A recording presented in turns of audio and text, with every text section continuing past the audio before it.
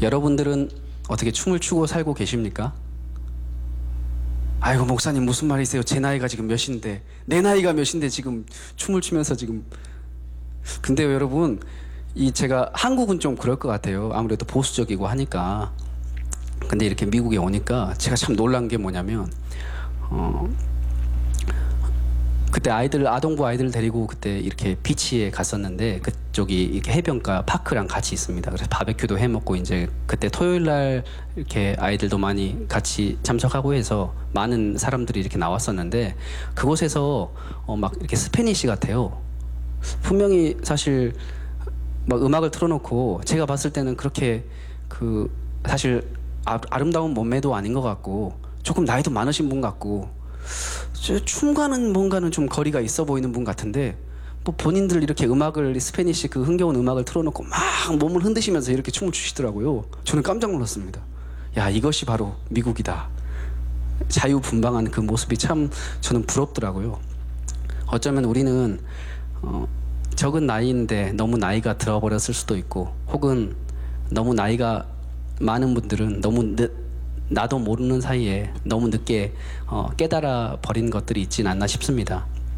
제가 오늘 춤으로 그대를 춤추게 하리, 춤으로 여러분 이 설교의 포인트를 잡은 것은, 춤이라는 것을 제가 국어사전에 찾아보니까요, 가락에 맞추거나 절로 흥겨워서 팔다리나 몸을 일정한 규칙에 따라 움직이는 동작을 춤이라고 합니다. 춤. 그래서 무슨 말이냐면, 이제 몸은 따라오는 거죠. 일정한 규칙에 따라서 움직이는 동작인데, 중요한 것은 가락이나 흥이 있어야 된다는 거죠. 가락 안에서도 어떻게 보면 신나는 음악을 우리가 들을 때 흥이 나지 않습니까? 우리 마음속에 막 흥이 나야지 나도 모르는 사이에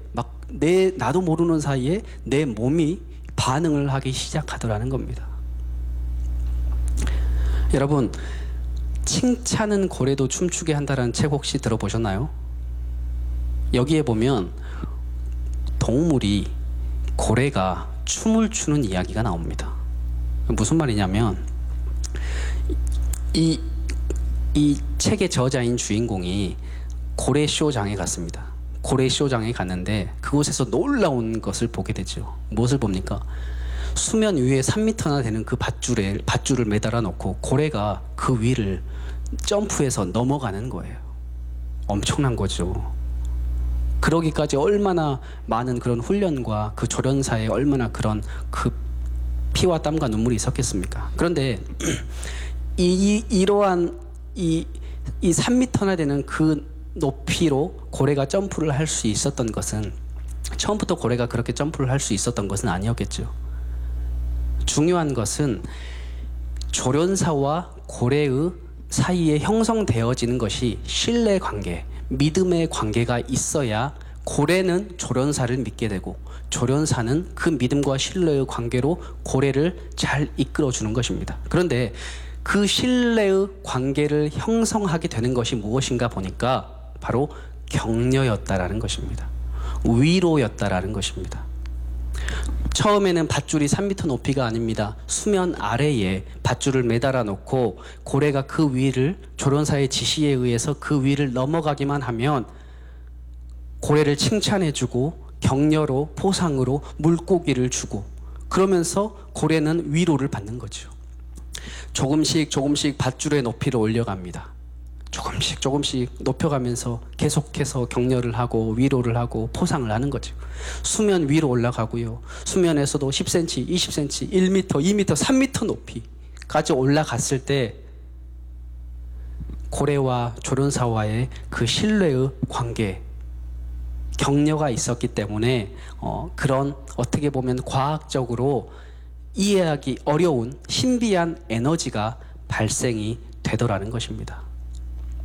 이것을, 그래서 칭찬은 고래도 춤추게 한다라는 그 책의 제목이 이 제목입니다.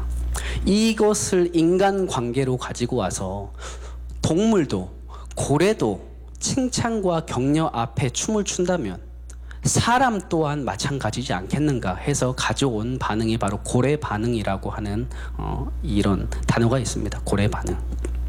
그래서 칭찬과 격려를 통해서 그로 하여금 사람들을 춤추게 한다. 흥이 나게 한다. 여러분, 사람에게 정말로 이 고래 반응이라는 것을 사람에게 가져왔을 때 과연 사람은 어떤 일이 일어나는가? 세계적으로 유명한 가정사역자인 제임스 dobson이라는 분이 계십니다. 그분이 자기 책 안에 짤막한 이야기를 하나 전해주는데요. 한 반에 두 아이가 있었습니다. 두 아이가 이름이 똑같았어요. 잔이라고 하는 똑같은 이름을 가진 두 아이가 있었는데 한 아이는 모범생입니다. 근데 한 아이는 완전히 문제아예요. 문제아. 그래서 항상 어디를 가든 이 문제아는 말썽을 피우는 거죠. 소란을 피우고. 그런데 이제 그 학교 미국의 가필드 고등학교였습니다. 미국의 가필드 고등학교인데 이 학교에 이제 한 학기에 한 번씩 선생님과 학부모님이 면담하는 시간이 있었습니다. 그래서 이 선생님이 이제 그 잔이 원래는 모범생 잔이의 부모님을 이 선생님이 만나는 줄 알았어요. 근데 그것이 아니라 원래는 문제아 잔이의 어머님을 만나는 시간인데 선생님이 착각을 한 거예요. 그래서 모범생 잔이의 어머니가 오시는 줄 알고 이 선생님이 착각을 한 거예요. 그래서 이제 어머니가 오니까 선생님이 어떻겠습니까? 고맙죠. 모범생 잔이의 어머니인 줄 알고 이 어머니가 이제 선생님께 물어봅니다. 선생님, 우리 잔이가 학교에서 생활이 좀 어떤가요? 그러니까 선생님이 이렇게 얘기를 합니다. 어머니, 제가 잔이와 함께 잔이를 제가 가르친다는 것이 얼마나 제가 제 교직 생활에서 자랑스러운 일인지 몰라요. 잔이가 우리 반에 있으면서요, 정말 학생들을 격려해주고 가르쳐주고 도와주는데 저는 너무너무 감사합니다. 저는 하나님께서 우리 잔이에게 어떤 일을 앞으로 시키실지 저는 무척이나 기대가 돼요. 또한 오늘 잔이의 어머님을 뵌 것이 제가 너무너무 감사하고 행복합니다. 이 얘기를 이 문제아 잔이의 어머니가 집에 가서 그 문제아인 이 잔이에게 그 얘기를 합니다. 선생님이 만났는데 선생님이 이런 얘기를 하더라, 칭찬을 하더라. 그 다음 날이 되었습니다. 이 문제아 잔이가 선생님께 찾아옵니다. 그리고 선생님께 90도로 구벅 인사를 하면서 얘기를 합니다. 선생님, 정말 고맙습니다. 저는요, 한 번도 학교 생활을 하면서 지금까지 선생님들께 저는 칭찬을 들어본 적이 없는 사람이에요. 그런데 저는 처음으로 선생님께서 저희 어머니에게 칭찬을 해주셨고 그 칭찬을 어제 제가 어머니께 들었습니다. 그리고 하는 얘기입니다. 선생님 저에게 용기를 주셨고 선생님이 저를 인정해 주신 것처럼 저 또한 이제 선생님을 절대로 제가 실망시키는 그런 학생이 되지 않겠습니다. 그렇게 선생님께 다짐을, 약속을 합니다. 결정을 하는 거죠. 놀라운 것은요, 3개월이 지났는데 이번 학기 동안 가장 많이 성적이 올라간 사람이 교장 선생님 상을 받게 돼 있어요. 근데 이 상을 누가 받냐면 바로 그 문제아 잔이가 이 상을 받게 됩니다. 별로 안 놀라시는 것 같은데요. 6개월이 지났습니다. 6개월이 지났는데 놀랍게도 이 문제아 잔이가 반에서 3등을 하는 모범생이 되어버리는 거예요. 그럴 때는 우와 하시는 거예요. 예. 여러분 이상하죠? 너무 신기하지 않습니까, 여러분? 칭찬과 격려가 고래를 춤추게 할 뿐만 아니라 사람도 춤을 추게 하더라는 것입니다. 춤추는 얘기를 오늘 본문이 하고 있습니다. 그런데 여러분, 선생님 앞에서 반응하고 선생님 앞에서 춤추는 정도가 아니라 오늘 본문은요, 하나님 앞에서 반응하고 하나님 앞에서 달리고 뛰고 하나님 앞에서 춤추는 그런 사람들의 이야기가 오늘 본문의 내용입니다. 그렇게 춤을 추게 만드는 조련사가 누구냐면 바로 오늘 주인공인 바나바입니다. 바나바. 여러분, 바나바는 구브로 레위족의 원래 이름은 요셉이라고 하는 사람입니다. 요셉. 이 요셉, 자기 이름이 본래 이름이 있음에도 불구하고 별명인 바나바가 더 유명한 사람이에요. 사도들이 이 요셉을 보고 요셉 부르는 것이 아니라 바나바라고 불렀습니다. 그런데 그 바나바의 뜻이 뭐였는가 보니까 권위자라는 뜻이 있어요. 괜히 권위하면 막 어깨에 이렇게 힘들어가고 그러는 것 같잖아요. 그런 권위가 아니라 성경의 원어를 번역해 보면 격려하는 사람, 용기를 주는 사람, 위로하는 사람이라고 하는 뜻을 가지고 있습니다. 그 권위자라는 뜻이. 그래서요, 사람들이 바나바만 만나면 위로를 얻고 힘을 얻고 격려를 얻고요. 또한 이 사도들이 바나바에게 이 요셉에게 바나바라는 그 별명을 지어준 것은 그냥 아무에게나 지어주는 것은 아니잖아요. 우리가 사람들에게 별명을 지어주는데 어떤 그 사람의 특징과 어떤 그 사람의 어떤 그 다른 어떤 그런 특징적인 모습이 있기 때문에 우리는 그 사람에게 별명을 지어주는 것입니다. 그래서 오늘 이 바나바를 격려자다, 위로자다라고 얘기를 하고 그렇게 지어줬는데 정말 이 바나바가 그랬는가? 여러분, 바나바가 사도 바울을 만나면요, 사도 바울이 13년 동안이나 무명의 생활을 지냅니다. 무명의 생활을 지내면서 그렇게 숨죽여 있다가 바나바를 만나고 나서야 비로소 세계 선교 여행이 시작되고요. 또한 이 사도 바울이 신약 성경의 거의 절반인 13개의 서신을 기록을 하면서 하나님 앞에서 춤을 추기 시작하는데 누구를 만나면서 그러냐? 바나바를 만나면서 이 바울이 춤을 추기 시작하더라는 거예요. 정말 이상합니다. 여러분, 마가 요한이라는 사람을 아시죠? 제1차 선교 여행을 바울과 바나바와 함께 떠났던 청년입니다. 그런데 이 마가가 타우로스 산맥 앞에 그 강도의 구렬들이 있는 것을 보고 무서웠어요. 무서워가지고 집으로 도망을 가버려요. 실패했지요. 포기했지요. 그런데 이 실패자를 바나바는 끝까지 이 마가를 만나주며 마가를 곁에서 서줍니다. 그런데 마가가 그 삶에 어떠한 반응들이 나타나게 변화가 시작이 됐냐면 하나님 앞에서 이 마가가 춤을 추기 시작을 하는데 얼마나 춤을 춰댔냐면 이 마가가 그 강도 앞에 도망갔던 그 포기자이고 실패자인 이 사람이 마가 복음, 하나님의 말씀을 기록하는 저자가 되었을 뿐만 아니라 사도가 되고요. 또한 정말 이 사도와 그리고 하나님 말씀을 기록하는 이 마가복음의 저자가 되었다라는 것입니다. 이 마가가. 그래서 바나바를 만나는 사람마다, 격려자인 이 바나바를 만나는 사람마다 다 춤을 추기 시작하는 거예요. 어디서 춤을 추는가? 바로 하나님 앞에서 춤을 추기 시작했더라는 거예요. 여러분, 사람만 그랬을까요? 아니에요. 바나바가 목회하는 교회가 안디옥 교회였습니다. 근데 안디옥 교회의 최초의 이제 이 담임 목사님이 바로 바나바였어요. 그런데요, 바나바를 만난 이 안디옥 교회가 세계 선교의 본부가 되어버립니다. 세계 선교의 본부가. 엄청난 거죠. 바나바를 만나는 그 권위자인, 위로자인, 격려자인 바나바를 만나는 그 사람마다, 교회마다 사람들은 춤추고 교회도 춤추면서 하나님 앞에서 기가 막힌 하나님의 역사를 이루어 가는 하나님의 도구로 쓰임 받았다라는 것입니다. 그래서 지금 오늘 이 본문의 말씀은 바나바라는 이 인물을 통해서 하나님께서 과연 우리에게 그 격려가 무엇인가, 바나바의 삶 속에 격려자라고 하는 이 바나바의 삶 속에 나타나 있는 그 격려는 어떠한 모습으로 나타나는가를 보여주시고 계십니다. 격려라는 것이 여러분 그냥 말로만 하는 것은 아니잖아요. 심지어 그 동물을, 그 고래를 격려할 때도 먹을 것을 주면서 격려하지 않습니까? 그러면 사람들로 하여금 우리가 하나님 앞에서 변화가 되고 하나님 앞에 춤을 추고 하나님의 역사와 뜻을 이 땅에 이루어가는 그 격려는 바나바를 통해서 어떻게 진행이 되었는가? 바나바는요, 인생의 어려운 사람들 곁에 섬으로 격려하였습니다. 뭐라고요? 인생의 힘들고 어려운 사람들 곁에 서줌으로 격려하였습니다. 여러분, 격려가 무엇인가? 인생이 힘들고 버거운 사람들, 어려운 사람들 곁에 서주는 것이 여러분 격려입니다. 정말 그랬는가 한번 살펴볼까요? 아까도 말씀드렸지만 이 마가 요한이라고 하는 이 사람은 실패자였습니다.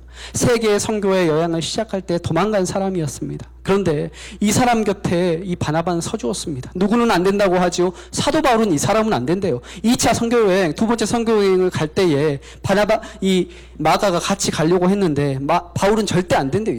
이 사람은 책임감도 없고 중간에 도망가 버린 사람이기 때문에 이 사람은 절대 같이 데리고 못 간답니다. 마가 곁에 바울은 서지 않으려고 했죠. 그런데 끝까지 그 실패자인 마가 곁에 서준 사람이 바로 바나바입니다. 여러분, 격려가 무엇일까요? 남들이 같이 서지 않습니다. 그 사람 곁에 서면 내가 수치감이 느껴져요. 그 사람 곁에 서면 내가 작아지고요, 내 명예가 실추되는 겁니다. 그런데 격려라는 것은 아무도 서려고 하지 않는 그 마가 곁에, 여러분, 사도 바울도 서지 않았습니다. 상종도 안 해요. 그런데 누가 서냐면 바나바가 그 마가의 실패자 곁에 서줍니다. 왜요? 격려는 바나바라고 하는 이 사람은 항상 힘없고 약한 실패자 곁에 서준 사람이기 때문입니다. 여러분, 격려라는 것이 무엇인가? 바로 그 사람 곁에 서주는 것이 바로 격려라는 것입니다.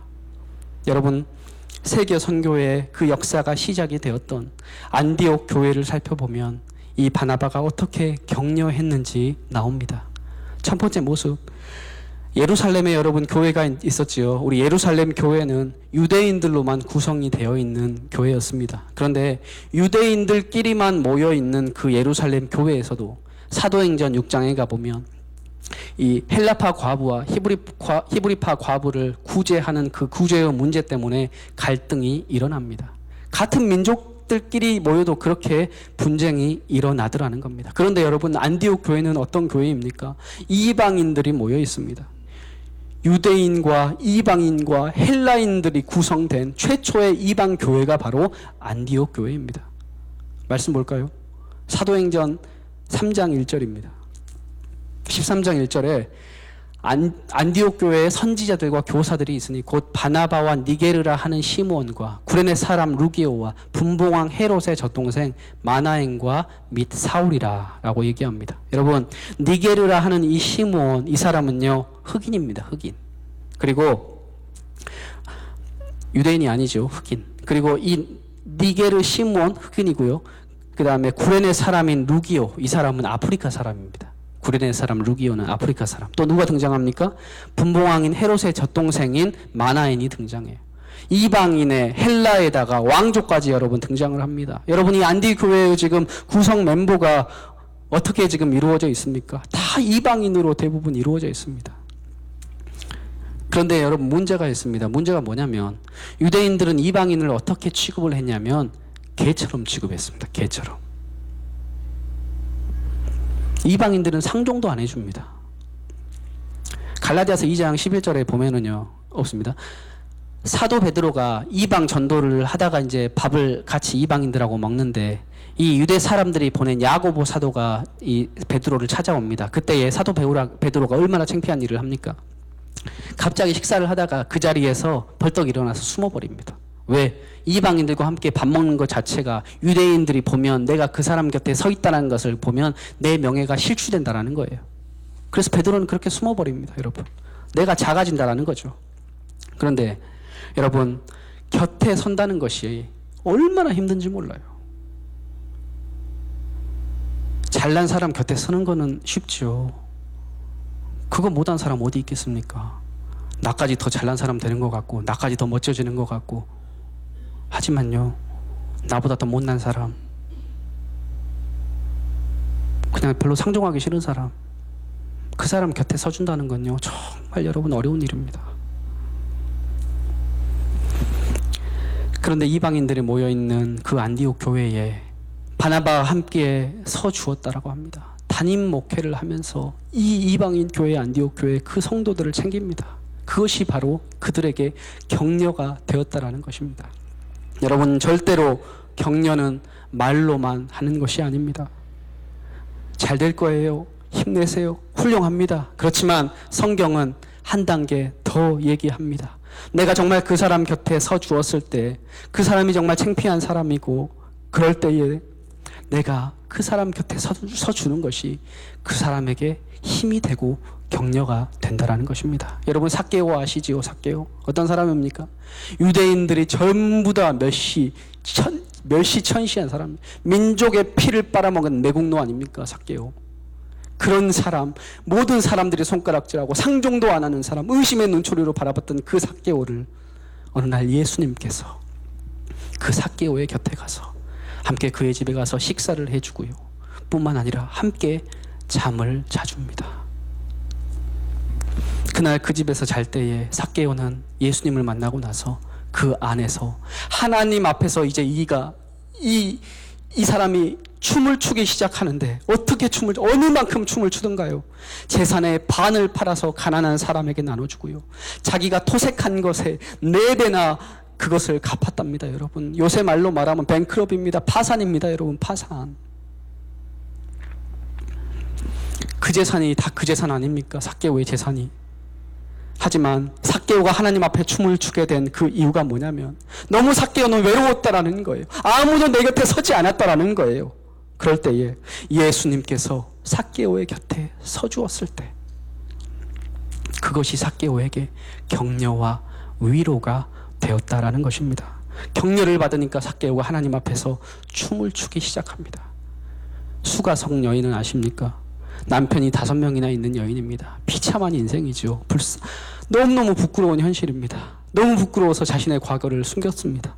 그래서 사람이 없는 시간, 아무도 없는 시간. 왜?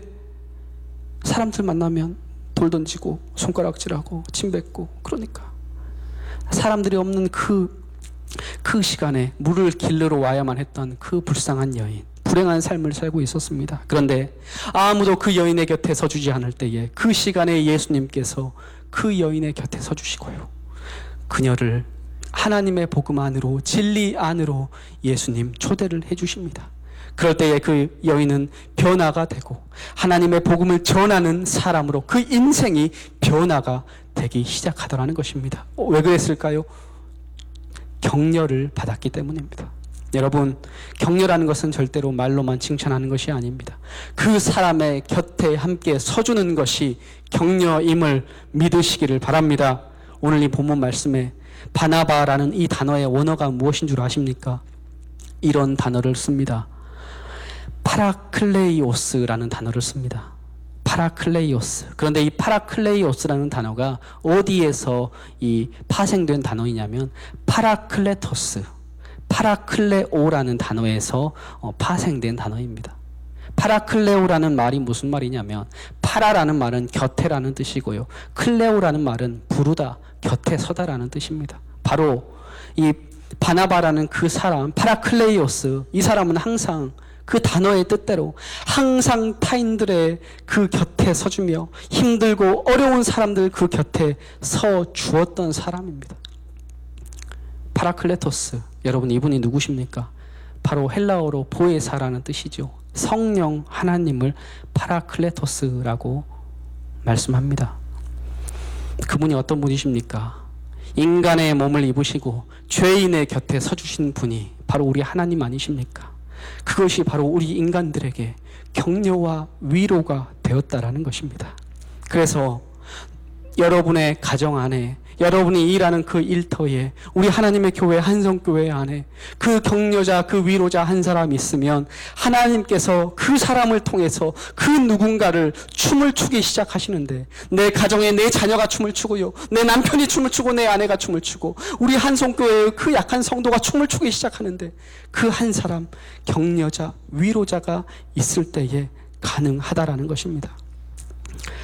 여러분의 자녀와 여러분의 남편과 여러분의 아내와 여러분이 함께 일하는 그 직장의 동료와 또한 우리 한성의 그 우리 성도님들이 하나님 앞에서 춤추게 될 것을 믿습니다.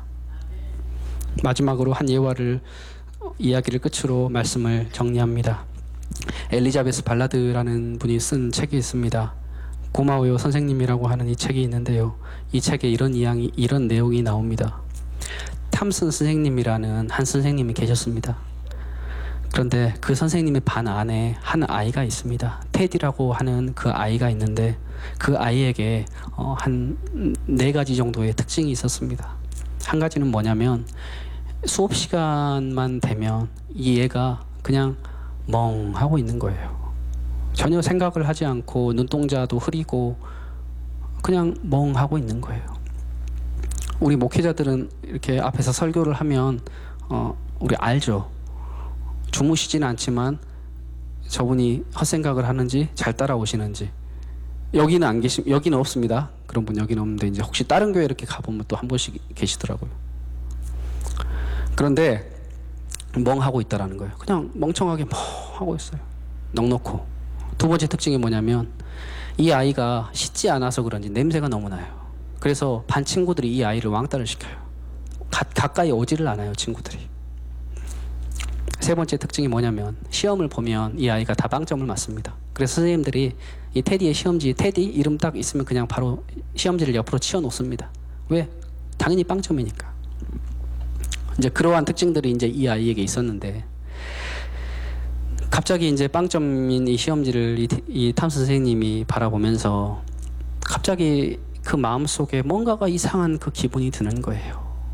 이게 뭐지? 이게 뭘까? 이상한 마음이 드는 거예요. 그래서 이 테디의 생활기록부 1학년부터 이제 그 생활기록부를 가지고 와서 이 탐스 선생님이 읽어봅니다. 1학년 때 뭐라고 쓰여져 있냐면 착한 아이입니다. 미래가 보입니다. 그러나 가정 환경이 불우한 편입니다. 2학년 때 생활기록부에는요. 조용한 아이입니다. 조금 폐쇄적입니다. 어머니가 불치병을 앓고 있습니다. 3학년 때는요. 학업 성취도가 떨어집니다. 금년에 어머니가 돌아가셨습니다. 아버지가 아이에게 무관심합니다. 4학년 때 기록은요. 그는 미래가 없습니다. 실패한 가정의 아이입니다. 아버지는 가출했고 현재 이모님이 양육하시는데 구타를 하는 것 같습니다. 생활기록부에 이런 내용이 적혀져 있는 겁니다. 갑자기 탐스 선생님의 마음이 아려오기 시작합니다. 이게 뭐지? 나나 다른 선생님이나 부모나 다른 어른들의 무관심 때문에 한 아이의 인생이 벼랑 끝으로 몰려가고 있다는 것을 이 탐스 선생님이 보게 됩니다. 그러면서 너무 마음 아파하는 겁니다. 남들은 이 아이를 보고 실패한 인생이다라고 얘기를 하는데 이 실패한 인생인 이 테디를 바라보는 이 탐스 선생님의 그 마음이 너무 아파오더라는 것입니다. 그래서 이 탐스 선생님이요 방과 후에 이 테디를 데려다가 이제 공부를 시키기 시작합니다. 테디야, 이 문제는 이렇게 해서 이렇게 푸는 거야. 테디에게 자신의 소중한 시간을 나눠주기 시작하고요. 조금씩 이 아이를 곁에 그 선생님이 그 아이의 인생 곁에 서주기 시작합니다. 그리고 자신의 삶에 테디를 초대를 하기 시작하는 겁니다. 그 해가 이제 지나가면서 마지막 크리스마스가 되었습니다. 성탄節가 크리스마스가 됐는데 그 반 아이들이 이제 선생님께 줄 조그만 선물들을 가지고 이제 선생님께 왔습니다. 아이들이 가져온 이 선물들을 선생님이 그 아이들 앞에서 이렇게 하나씩 뜯어보았습니다. 데이비드 고마워, 땡큐. 이제 테디의 선물을 받고 이 선물을 뜯었는데 목걸이가 하나 있는데 가짜 다이아몬드 목걸이에요. 녹슨 그 가짜 다이아몬드 목걸이. 그런데 그 다이아몬드 그 가짜 알도 빠져버린 그런 목걸이가 하나가 있었고요. 또 한 가지 선물이 있는데 누군가 오랫동안 썼던 싸구려 향수, 조금밖에 남아있지 않는 그 싸구려 향수, 그 하나가 들어있었습니다. 그래서 그 선물을 보고 반 아이들이 껄껄대면서 웃기 시작합니다. 그런데 선생님께서 그 반 아이들 앞에서 이렇게 얘기를 합니다. 다이아몬드 목걸이를 목에 걸면서 테디야 고마워. 이거 나 너무너무 갖고 싶었던 거야. 향수를 몸에다 뿌리면서 내가 좋아하는 이 향수인지 어떻게 알았어. 아이들의 비웃음 소리가 점점 사라지기 시작합니다. 수업이 다 끝나고 테디가 선생님께 가서 이렇게 고백을 합니다. 선생님, 그 목걸이 생전에 저희 어머니가 차시던 거예요. 그리고 그 향수 저희 어머니가 마지막에 돌아가시기 전에 쓰시던 거예요. 그렇게 향수도 뿌려주시고 목걸이도 차주시니 감사합니다. 그렇게 인사를 하고 이제 시간이 지납니다. 7년이라는 그 시간이 지나고 나서 한 통의 편지가 탐스 선생님에게 도착합니다. 테디가 보낸 편지였어요. 열어보니까 고등학교를 졸업하는 테디가 사랑하는 탐 선생님께 고등학교의 졸업 소식을 제일 먼저 알려드리고 싶었습니다. 저는 반에서 2등으로 졸업했습니다. 4년 뒤에도 또 탐 선생님께 한 통의 편지가 왔습니다. 그 편지 내용이 사랑하는 탐 선생님, 저는 학과 수석으로 대학을 졸업하였습니다. 또 4년 뒤에 탐 선생님께 편지가 왔는데요. 테디였습니다. 사랑하는 탐 선생님, 제가 의과대학을 졸업하고 의사가 되었습니다. 그래서 이제 결혼을 하려고 하는데 선생님, 저 어머니 일찍 돌아가신 거 아시지요? 선생님께서 제 결혼식에 오셔서 제 어머니의 자리에 앉아주시면 안 될까요? 선생님은 제 인생의 어머니이십니다. 그날 선생님은 그 결혼식에 이빨 빠진 다이아몬드 그 가짜 목걸이를 차고 마지막 남은 그 향수를 뿌리며 결혼식에 참여하였습니다. 너무나 고마웠던 이 테디가 탐 선생님께 이렇게 얘기를 합니다. 모두가 실패자라고 얘기했던 그때에 선생님, 저를 믿어주셔서 너무너무 고맙습니다. 저의 존재감을 깨닫게 해주셔서 감사합니다. 선생님, 앞으로 더 열심히 살겠습니다. 그때 탐 선생님이 테디에게 아주 짤막한 대답을 합니다. 테디야, 그렇지 않단다. 정말 너가 내 인생을 다르게 만들어 주었단다. 나는 너를 만나기 전에 나는 학생들을 어떻게 가르쳐야 할지 모르는 선생이었다. 하지만 너를 만나고 나서야 비로소 내가 어떻게 가르쳐야 할지 알게 됐단다. 여러분, 한 선생님이 실패자라고 얘기하는 그 실패자 가정이라고 얘기하는 그 아이의 곁에 섰습니다. 격려였습니다. 그리고 그 아이를 내 삶에 조금씩 초대를 하였습니다. 열심히 그에게 시간을 나누어 주었고 공부를 가르쳐 주었습니다. 그리고 그의 실패를 허용해 주었습니다. 그랬더니 그 아이가 그 인생에서 춤을 추기 시작하는데 여러분, 놀라울 만큼 춤을 추더라는 거예요. 예수님께서 베드로를 찾아갔습니다. 3번씩이나 예수님을 부인했던 그 베드로를 찾아갔던 그 예수님. 하나님, 주님, 제 곁에 하나님께서 늘 세워주시는데 죄인인 내 곁에 그 의로우신 하나님이 내 인생에 찾아오셔서 내 곁에 서주실 때에 그 하나님 부끄러우셨을 때인데 뿐만 아니라 나를 진리 안으로 초대를 하여 주시고 내가 하나님 안에서 얼마나 큰 사랑을 받았는지 하나님, 나는 그 사랑을 받아놓고도 우리는 늘 진리 안에서 매번 실패하고 말씀에 불순종하고 늘 내 뜻대로 내 생각대로 살려고 할 때가 얼마나 많이 있습니까? 매번 실패하는 우리를 안아주시면서 그 실패조차도 다 허용해 주시는 그 주님. 오늘도 주님께서 우리 성도님들의 삶을 격려해 주십니다. 옆에서 곁에 서 주시고요. 또 진리 안으로 여러분을 초대하여 주십니다. 여러분의 실패와 실수를 우리 예수님 허용해 주십니다. 그래서 우리가 그 안에서 비록 실패하고 넘어졌지만 다시 한번 일어나서 하나님 앞에서 춤추는 인생이 되어지는 것입니다. 여러분, 창녀로 살았던 마리아, 그녀는 실패한 인생이었습니다. 하지만 그 실패한 그 여인 곁에 주님께서 그 옆에 서주시고 진리로 그를 초대해 주셨는데 그의 과거의 모든 실패였던 창녀로 살았던 그 모든 과거의 실패들을 예수님 품어주시고 또 그녀에게 기회를 주시고 격려해 주시니까 이 여인이 자신이 장례를 자신의 그 소중한 그 향유 옥합을 예수님의 장례를 예비하는 곳에다가 그 옥합을 깨트리면서 예수님이 복음이 전해지는 그 곳마다 이 여인의 이야기가 전해지게라고 하라고 하시면서 하나님 앞에서 이 여인이 얼마나 춤을 추었습니까? 사랑하는 성도 여러분, 지난날 우리의 삶은 바나바의 삶이었습니까? 아니면 나를 만나는 그 사람들마다 다 아프고 상처받고 갈등하는 어떤 그러한 문제와 상황 가운데 있었습니까? 오늘 주님께서는 사람과 교회를, 하나님을 춤추게 하는 그 바나바의 삶을 우리에게 살아달라고 말씀하고 계십니다. 우리의 남은 삶 동안 격려자로, 위로자로, 바나바, 많은 사람들을 춤추게 하는, 하나님 앞에서 변화되고 하나님 앞에서 반응하게 하는 성숙한 그리스도인으로 사시기를 주님의 이름으로 축원합니다. 기도하겠습니다.